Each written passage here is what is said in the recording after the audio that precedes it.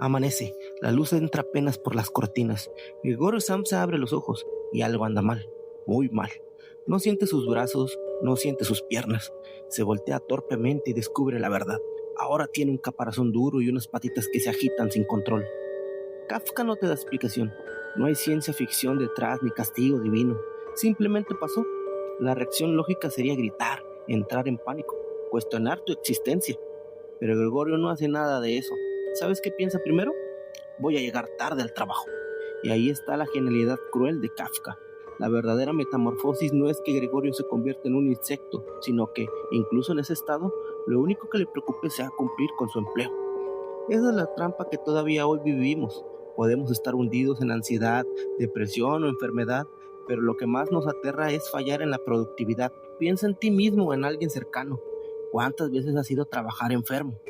¿Cuántas veces has dicho, no puedo faltar? Porque, ¿qué va a decir mi jefe? Porque necesito el dinero o porque si no, me corren. El cuerpo pide descanso, pero el miedo más grande es decepcionar al sistema que te da identidad, el trabajo. Lo curioso es que Gregorio antes de ser insecto ya estaba atrapado. Su vida consistía en trabajar para mantener a su padre y a su hermana. No tenía derecho a elegir. Su tiempo no era suyo, era de la empresa y de su familia. Por eso cuando despierta convertido en bicho, el horror no es físico, es social. ¿Qué va a pasar si no llego a la oficina?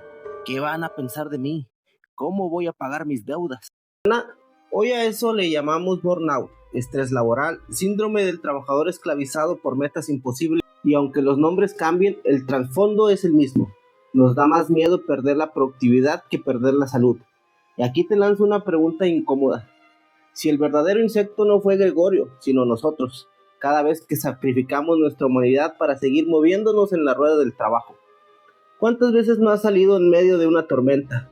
Un día donde no ha parado de llover por días y aún así es más grande la obligación por ir al trabajo que tu propia seguridad.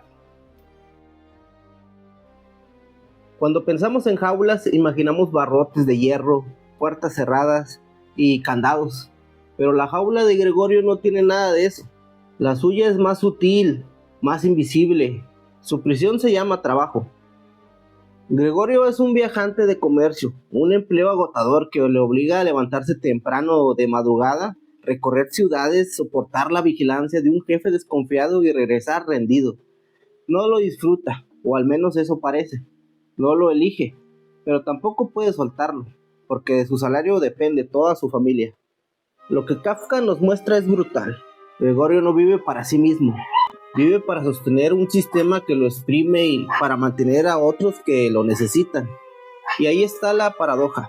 Se sacrifica tanto que cuando finalmente colapsa, en lugar de gratitud, recibe indiferencia. ¿Cuántas personas conocemos que trabajan más de 10 horas diarias? Y agregan el largo trayecto para llegar y el tráfico. ¿Cuántos, aún enfermos, se conectan desde la cama porque si no me conecto, pierdo el empleo? Lo llamamos responsabilidad, pero a veces es miedo disfrazado, miedo a perder lo poco que tenemos. Y la jaula moderna no necesita barrotes, tiene otros nombres. Puede llamarse créditos, deudas, rentas, facturas. Son cadenas invisibles que nos hacen levantarnos aunque el cuerpo y la mente pidan descanso. El jefe ya no necesita gritarte para vigilarte, basta con el miedo de quedarte sin ingresos. Lo más cruel es que hemos normalizado esta prisión.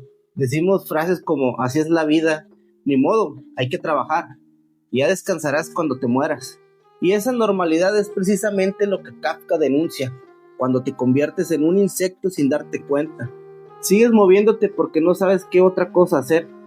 Déjame preguntarte algo. ¿Tu trabajo es una lección libre o es la jaula que sostienes para no sentir que eres un estorbo? Y aquí hago una pausa. Si esta reflexión te está moviendo algo, si en algún punto pensaste, oye, eso me está pasando a mí, entonces este canal es para ti. Suscríbete. Deja un comentario contándome si también has sentido esa jaula invisible en tu vida. Y así seguimos rompiendo juntos estas ideas dominantes. En la metamorfosis, lo primero que hace la familia de Gregorio cuando descubren su condición no es abrazarlo, ni preocuparse por su salud. Lo primero es el miedo. ¿Qué vamos a hacer sin él? Sin él. Porque Gregorio no es solo un hijo ni un hermano. Él era el sostén económico. Mientras trabajaba y traía dinero, era querido, era respetado, era necesario. Pero cuando deja de producir, algo cambia. La familia empieza a verlo distinto, se convierte en un peso, en una carga. Al inicio intentan tolerarlo, lo encierran en su cuarto, lo alimentan a medias, lo ocultan de los vecinos, pero poco a poco la paciencia se agota. La hermana que antes lo defendía termina diciéndole que lo mejor es deshacerse de él. El amor se vuelve indiferencia, el afecto se convierte en cálculo. Si ya no sirve, no lo necesitamos. Ahora dime, ¿no hemos visto eso en nuestra realidad? Cuando alguien pierde su empleo, ¿qué es lo primero que se escucha? Tienes que levantarte, no puedes estar de flojo, no puedes ser un estorbo. Cuando un padre envejece y ya no puede trabajar, muchas familias lo relegan, lo ignoran, y hasta la enfermedad.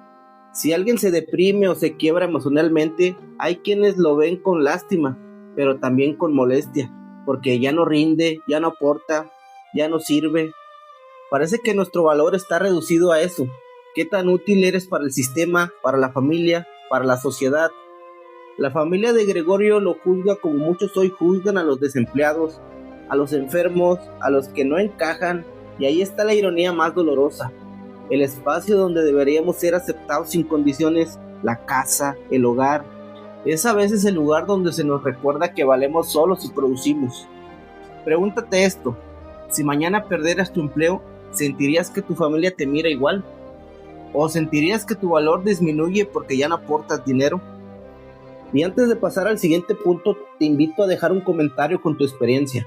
¿Alguna vez sentiste que tu familia, amigos o pareja te medían por lo que aportas, más que por lo que eres? Y si este tema te resuena, suscríbete al canal. Aquí seguimos desarmando esas trampas invisibles de la vida cotidiana. Si Gregorio Samsa hubiera vivido en México en pleno siglo XXI, ¿qué crees que le hubieran dicho cuando despertó convertido en insecto? Échale ganas, mi Gregorio, todo depende de tu actitud. Ese es el mantra moderno cuando alguien se queda sin trabajo, cuando alguien se enferma, cuando alguien no encuentra salida. La respuesta rápida es, tú puedes, échale más ganas. Y ojo, no estoy diciendo que motivarnos sea malo. El problema es que ese discurso convierte la injusticia en culpa personal. Porque si estás pobre, no es por el sistema, es porque no le echaste ganas. Si no encuentras empleo, no es por la economía, es porque no te esfuerzas lo suficiente. Si te deprimes, no es por la precariedad ni el exceso de depresión, es porque eres débil. Y así, la responsabilidad deja de estar en quienes generan las condiciones y se colocan en el individuo. Esa es la metamorfosis del pensamiento. Pasamos de ver un problema estructural a ver un problema moral. Eres pobre porque quieres. Eres un niño porque no te esfuerzas. Eres insecto porque no te motivas lo suficiente. Lo curioso es que el mismo discurso se repite en todos lados. Están en conferencias motivacionales, en las frases de redes sociales, en los jefes que te dicen sé positivo, justo cuando te cargan de trabajo. El echaleganismo funciona como una venda. En lugar de cuestionar la jaula, te dicen sonríe dentro de ella. Y dime, ¿no te suena familiar? ¿Cuántas veces has escuchado a alguien que trabaja 12 horas por un sueldo mínimo y aún así lo culpan de no progresar porque no le echa ganas? ¿Cuántos jóvenes escuchan de sus padres tienes que poner más de tu parte sin que nadie note que afuera no hay empleos dignos ni oportunidades reales? Es fácil motivar cuando se tiene un camino pavimentado, pero para quienes nacen en condiciones difíciles, el discurso de échale ganas se convierte en un recordatorio cruel. No importa cuánto corras, siempre te van a culpar si no llegas a la meta. Y si te pones a pensar, Gregorio también era un échale ganas. Trabajaba sin parar, cargaba a toda su familia, nunca se quejaba, y aún así terminó aplastado, rechazado, olvidado. ¿Qué más ganas podía echarle? Tal vez la reflexión es esta. El verdadero problema no es la falta de ganas, sino el molde que exige que trabajemos hasta convertirnos en insectos. Y aquí quiero saber tu opinión. ¿Qué piensas del discurso de el pobre es pobre porque quiere? ¿Crees que es verdad o que es otra forma de culpar al que ya está atrapado en la jaula? Déjalo en los comentarios y si quieres seguir cuestionando estas ideas dominantes, suscríbete al canal. Aquí no vendemos motivación barata, aquí pensamos juntos. Cuando Gregorio deja de trabajar, su familia lo etiqueta de inmediato. Ya no sirve, ya no aporta, es una carga, y lo trata como tal. Lo esconden, lo evitan y lo ignoran. Esa misma lógica la vemos hoy en el término ninis, jóvenes que ni estudian ni trabajan. La palabra parece neutra, pero en realidad es un juicio disfrazado. Alguien dice, ese chavo es un nini, y de inmediato lo imaginas flojo, irresponsable, sin rumbo. No piensas en sus circunstancias, pensamos en su culpa. Pero ¿quién inventó esa categoría? No fueron los jóvenes, fue la sociedad, fue el gobierno, fueron los medios, y detrás de esa etiqueta hay un mensaje oculto. Si no produces, no te adaptas al molde, no vales. La realidad es mucho más compleja. Muchos de esos jóvenes quisieran estudiar, pero la universidad es cara o no hay espacios. Muchos quisieran trabajar, pero lo que encuentran son empleos mal pagados, sin futuro, que apenas alcanza para sobrevivir. Otros simplemente se sienten perdidos, porque nadie les enseñó qué hacer en un mundo que cambia demasiado rápido. Y aún así, la narrativa dominante es: no hacen nada porque no quieren. Como si fuera tan fácil, como si el simple deseo abriera puertas. Ahí está la conexión con Kafka. Gregorio no eligió convertirse en insecto, no eligió dejar de trabajar, pero en lugar de recibir comprensión, recibió juicio. Y lo mismo pasa con los jóvenes de hoy. No eligieron un sistema que los margina, pero aún así los cargamos con etiquetas que los reducen. Déjame hacerte una pregunta incómoda. ¿De verdad existen los ninis? ¿O lo que existe es una sociedad que no sabe qué hacer con quienes no encajan en un molde productivo? Porque si lo piensas bien, detrás de cada nini hay una historia. Una de frustración, de puertas cerradas, de falta de apoyo, y muchas veces de sueños distintos que no caben en la jaula que llamamos normalidad. Aquí te invito a dejar tu comentario. ¿Qué opinas de esta etiqueta de nini? ¿Crees que describe a los jóvenes o crees que es una forma de invisibilizar sus problemas reales? Suscríbete al canal y comparte este video si quieres que más personas cuestionen estas palabras que parecen inocentes, pero esconden juicios muy pesados.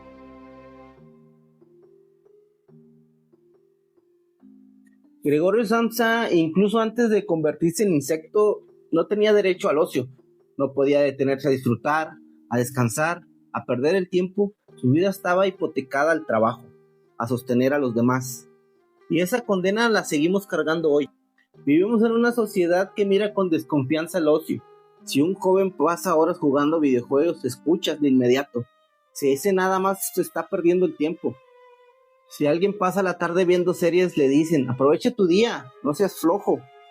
Si un adulto quiere dedicarse a pintar, escribir o simplemente descansar, siempre hay un recordatorio: podrías estar haciendo algo productivo.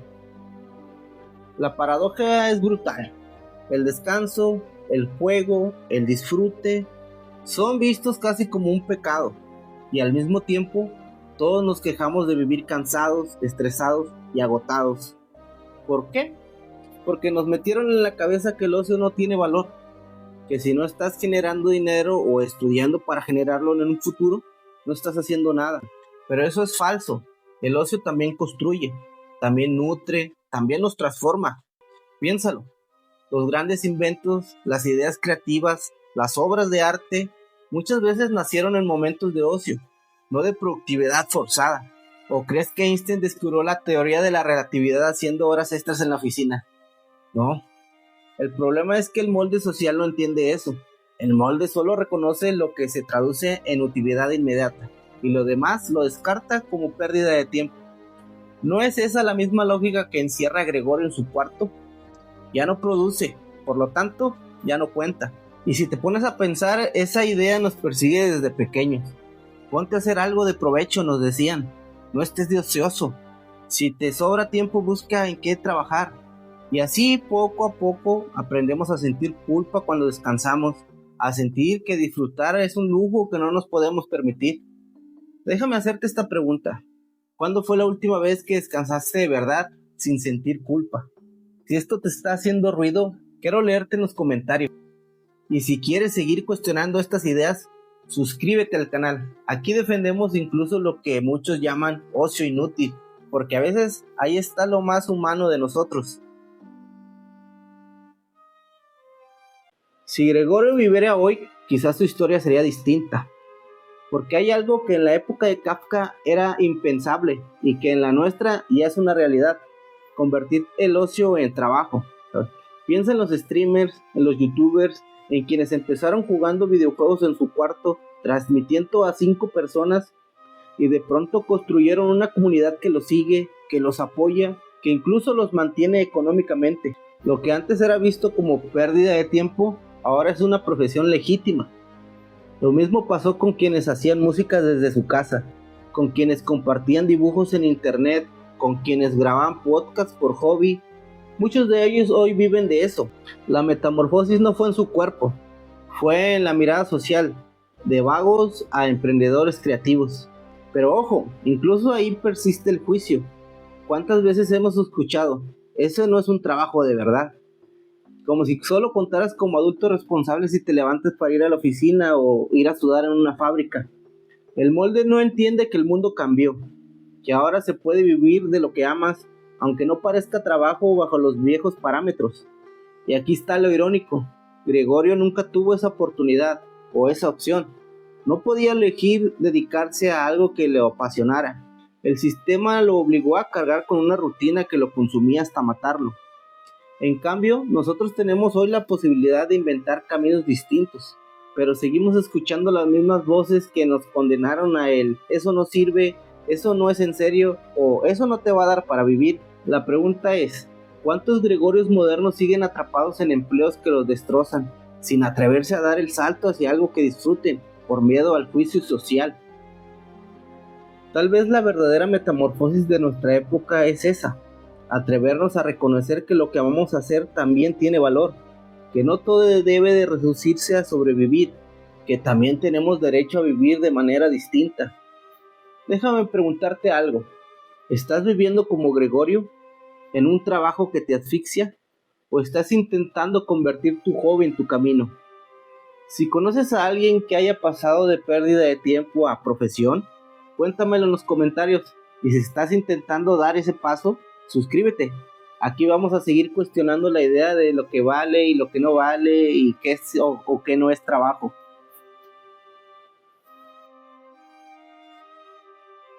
Cuando Gregorio se despierta convertido en insecto, lo primero que siente no es dolor físico, sino rechazo. Ya no encaja en la imagen de hijo responsable ni de trabajador ejemplar. De pronto es visto como algo extraño, inútil o como un estorbo. Eso mismo pasa cuando alguien decide no seguir el camino esperado. El que no estudia la carrera seria, la que no quiere casarse, el que deja la oficina para pintar murales, la que prefiere viajar sin tener algo estable. El molde social lo marca como bichos raros. La familia murmura, los vecinos critican y hasta los amigos te dicen: ¿estás seguro? ¿No estás desperdiciando tu vida? Esa es la misma mirada que condenó a Gregorio, la de quienes no entienden que alguien pueda elegir un rumbo distinto. Lo curioso es que en la novela, la hermana de Gregorio al principio lo cuida, como ya habíamos dicho, pero poco a poco se cansa y lo rechaza. Y eso refleja algo duro. Incluso quienes más te quieren a veces no soportan que te salgas del guión, porque tu diferencia les incomoda. Les recuerda que quizás ellos también podrían elegir otra vida, pero no se atreven. El estigma de ser el raro no está en tu diferencia, está en la mirada de los demás. La pregunta es: ¿qué prefieres? ¿Ser aceptado a costa de anularte? ¿O cargar con el estigma de ser distinto pero fiel a ti mismo? Tal vez la metamorfosis más difícil no es la de Gregorio, sino la nuestra: atrevernos a ser quienes somos aunque el mundo nos mire como insectos. Y otra vez te lo pido, deja un comentario. ¿Alguna vez te sentiste el raro de tu familia o de tu trabajo? Quiero leerte, porque ahí es donde empieza la verdadera conversación. La metamorfosis, Gregorio llega a un punto donde ya no puede comunicarse con su familia. Él entiende todo lo que le dicen, siente y piensa, pero su voz se ha convertido en un ruido extraño, incomprensible. Y eso de alguna manera es peor que la transformación física, porque no ser escuchado es como dejar de existir. ¿Cuántas veces no ha pasado algo parecido? Cuando en el trabajo haces una propuesta y nadie te toma en serio. Cuando en tu familia dices lo que piensas, pero parece que solo importa lo que dicen los mayores. O cuando en internet tu voz se pierde entre miles de comentarios, como un eco que nadie responde. El silencio impuesto no es solo callar, es quitarte el derecho a ser parte.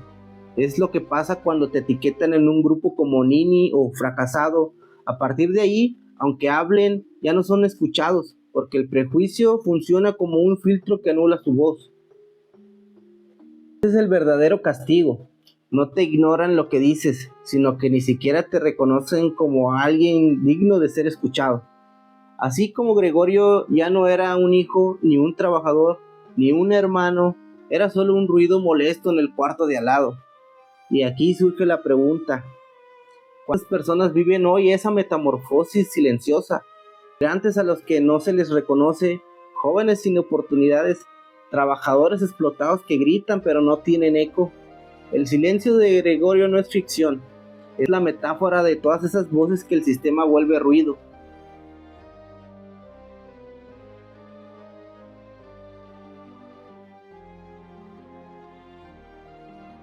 Cuando Kafka escribió La Metamorfosis, seguramente no imaginaba que un siglo después viviríamos rodeados de pantallas, algoritmos y redes sociales.